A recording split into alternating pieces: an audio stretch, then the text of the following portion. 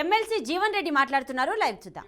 వ్యవస్థ ఇవ్వాలంటే కూడా దేశంలో కేవలం ఒక న్యాయ వ్యవస్థని మాత్రమే చెప్పక తప్పదని చెప్పంటున్నాను.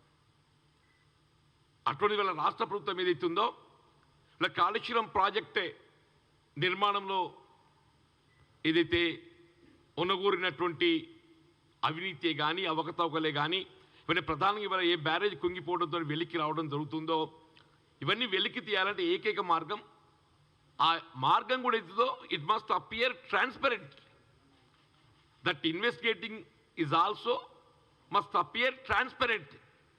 అది పారదర్శకంగా కనపడాలనే భావనతో ఏదైతుందో ఇవాళ జ్యుడిషియల్ ఎంక్వైరీకి చేపట్టాలని చెప్పి నిర్ణయించడం నేను నిజంగా హర్షం వ్యక్తం చేస్తాను చెప్పండి. నిజంగా హర్షం వ్యక్తం చేస్తాను చెప్పంటున్నాను.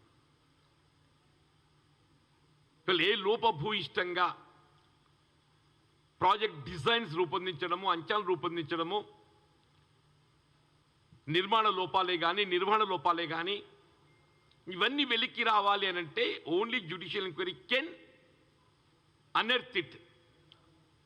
జ్యుడిషియల్ ఎంక్వైరీ విచారణలో భాగంగా ఏదైతుందో if necessary they can seek the assistance of CBI also.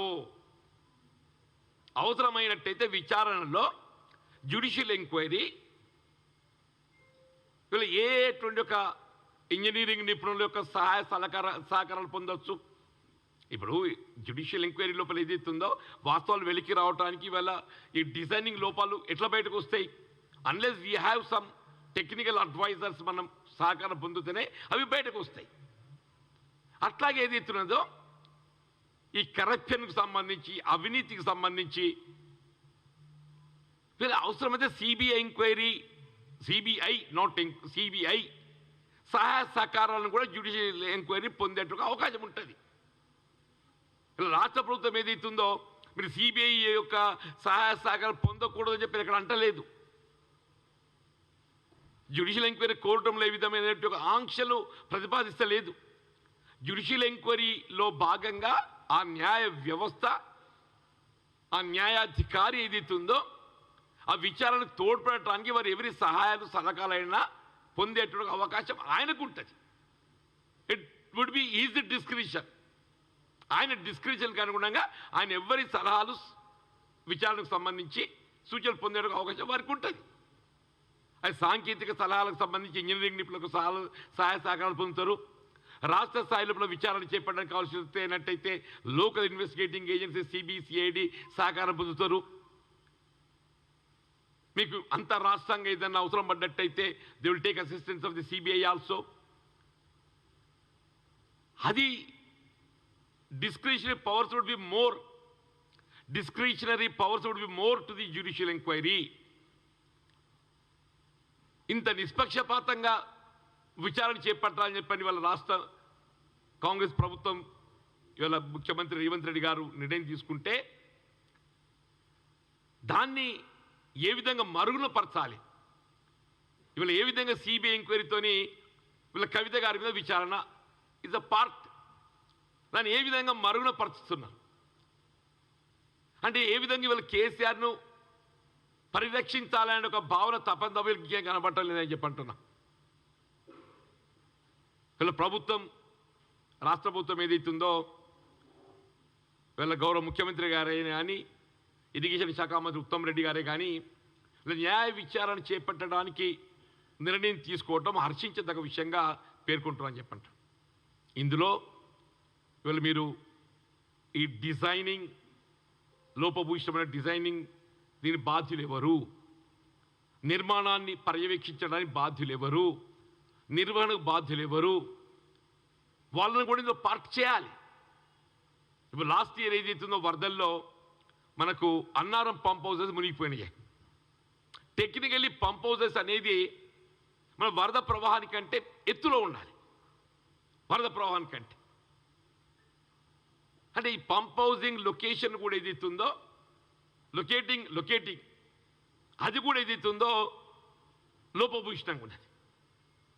ఇవన్నింటికి ఇక్కడ ప్రభుత్వ అధినేత ఆనాటి ప్రభుత్వ అధినేతది ఎంత బాధ్యత ఉన్నదో ఆయన కమిషనర్ కకృతికి దానికి తోడ్పడ్డట్టు ఒక ఇంజనీరింగ్ అధికారులు కూడా అంతే బాధ్యత అని చెప్పంటున్నా.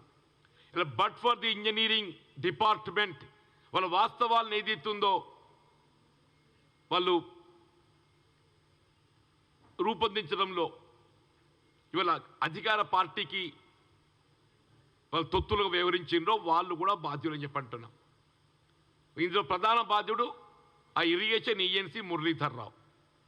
మరి ఆయన ఇంకెందుకు కొనసాగుతుంది ఇప్పటికి అర్థం లేదు. జనరల్ అందరూ కూడా ఏదైతుందో ఇప్పుడు ఏ విధంగా ఈ జెన్కో సంబంధించిన సీఎండి ప్రభాకర్ రావు గారిని తొలగించడం జరిగిందో ఈ ఇరిగేషన్ శాఖకు సంబంధించి ఈ మురళీధర్ రావును తొలగిస్తేనే కానీ రేపు ఈ జ్యుడిషియల్ ఎంక్వైరీలో వాస్తవాలు వెలికి రావడానికి పూర్తి స్థాయిలో మనకు అవకాశం ఉంటుంది. ఈయన ఎంతో మురళీధర్ రావు ఏదైతుందో గత ప్రభుత్వం తీసుకున్న నిర్ణయాలన్నింటినీ సమర్థించే ప్రయత్నం చేస్తున్నాడు. మురళీధర్ రావు గారు ఏదైతుందో మొన్న నేను గమనించాను అన్న కాళేశ్వరం ప్రాజెక్టే విజిట్ లోపల ఏదైతుందో that Muralidhar Rao was asked to present Kaleshwaram ప్రాజెక్టుకి సంబంధించిన డిజైన్స్ అవన్నీ ఆయన ఇంతవరకు ఏం చెప్పే ప్రయత్నం చేస్తుండో గత ప్రభుత్వం తీసుకున్న నిర్ణయాలు అన్నింటినీ సమర్థించే విధంగా ఆయన వాదన ఉండేది తప్ప వాస్తవాలను ప్రజెంట్ చేసే విధంగా లేదు. కానీ ప్రభుత్వాలు విజ్ఞప్తి చేసేది తక్షణమే ఆ మురళీధర్ రావు గారిని ఏదైతుందో ఆయన బాధ్యతలను తొలగించండి. Is on extension. మనకు అంతకంటే సమర్థవంతమైనటువంటి ఒక సాంకేతిక నిపుణులు మన శాఖలో అందుబాటులో ఉన్నారు. We need not depend on such people. అతను తొలగింపజేసే ఒక బాధ్యత తక్షణమే తొలగింపజేసే అవసరం ఉందని చెప్పని నేను రాష్ట్ర ప్రభుత్వ గౌరవ ముఖ్యమంత్రి విజ్ఞప్తి చేస్తున్నాను. అని తొలగింపజేసి వాస్తవాలు వెలికి తీసేయడానికి మనం జ్యుడిషియల్ ఎంక్వైరీకి మీరు కావాల్సినటువంటి తగు చర్యలు చెప్పాలని చెప్పని కోరుతున్నా. వీళ్ళ గడిచిన ఈ దశాబ్ద కాలంలో సంవత్సరానికి 10,000 కోట్లైనా 1,00,000 కోట్ల అవినీతి జరిగింది. సంవత్సరానికి 10,000 కోట్లన్నా మనం 1,00,000 కోట్ల అవినీతి 1,00,000 కోట్ల అవినీతి అని చెప్పంటే అసలు కాళేశ్వరం ప్రాజెక్టే అంచనానే 1,00,000 కోట్లు లేవు. 1,00,000 కోట్ల అవినీతి ఎక్కడ? అరేనా అన్న మేము అన్నది ఏంది 1,00,000 కోట్ల అవినీతిలో కాళేశ్వరం ప్రాజెక్టు ఒక భాగం. 1,00,000 కోట్ల అవినీతిలో కాళేశ్వరం ప్రాజెక్టే అవినీతి ఒక భాగం. ఈ 1,00,000 కోట్ల అవినీతిలో కాళేశ్వరం ప్రాజెక్టు ఉంది, యాదాద్రి ప్రాజెక్టు ఉంది, భగీరథ కూడా ఉంది. ఇవన్నీ కూడా part of this 1,00,000 crore corruption. సంవత్సరానికి 1,00,000 అంటే ఒకటికి అబ్బా లక్షలు అనుకుంటారు. అబ్బా లక్షలే కాదు, సంవత్సరానికి 10,000 కోట్లైనా 10 ఏళ్ళకి ఎంత అవుతుంది?